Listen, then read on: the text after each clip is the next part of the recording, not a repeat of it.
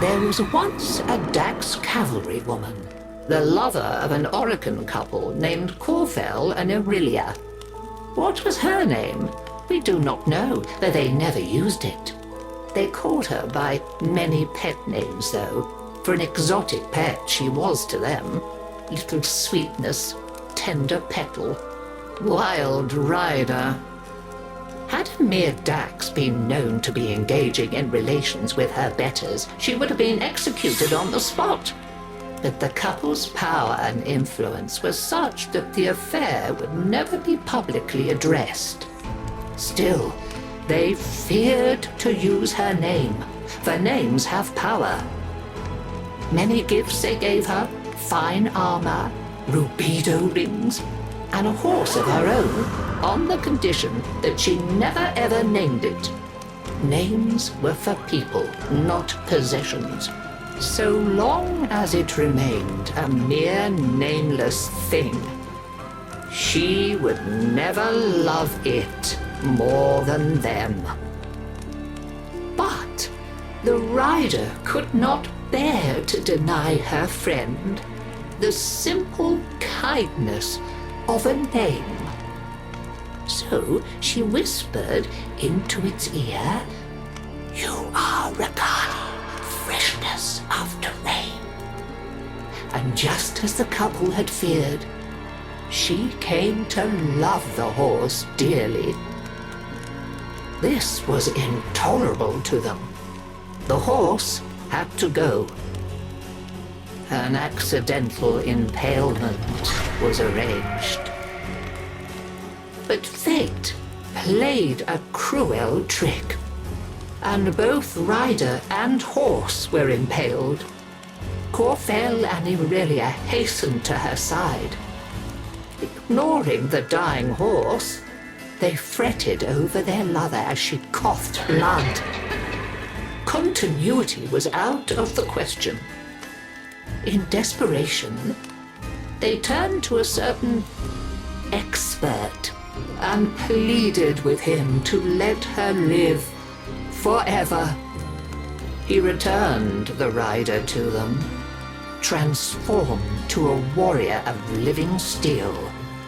Her sweet and pretty face looked upon them with a smile that would never fade. For all their talk of forever, they wearied of her immediately. Now that the relationship was no longer taboo, they abandoned it. Parties became awkward when the rider stood vacantly by, useless as an abandoned doll. She had to go. They agreed.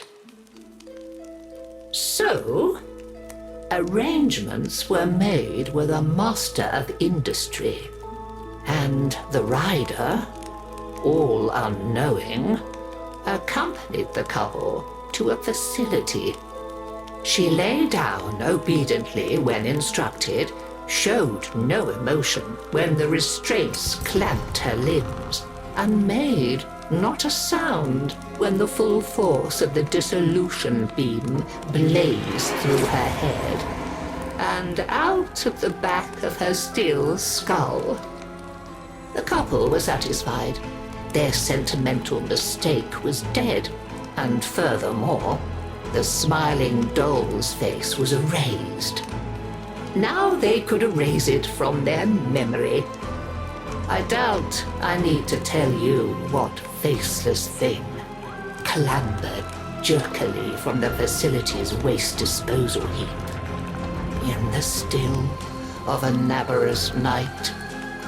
How she sought for her Dax Nakana and found only the overseer's whip-blade. Confused, vacant, she wandered. Why was she alone? Where was her loyal Rakali? She reached deep into despair and memory, and summoned up a ghost horse to run alongside her on the night winds. Now, at least, she was no longer alone. She groped for other memories, came up with hands overflowing with betrayal. When the morning sun rose on Corfell and Aurelia, they were faceless too, and quite still. After that, she wandered without purpose, and the legend of the Hollow Rider grew. And so we come to my part in her story. You must understand, dear, that it is terribly bad luck to be out on Navarus with no gift to give a reveler. And yet, that was my plight as I stood, my old bones aching, before the dreadful figure on the road many years ago. "I have no face," the figure before me seemed to say, in a whispering voice that spoke in my mind. "I have no name, only a need, and you come before me empty-handed this Navarus night." "I do have one thing to give, if it please you," I said to her. "My name. When you ride away, you shall be Dagath, and I shall be only grandmother. And that is the story of how I lost my name and kept my head. Though many others have since lost theirs.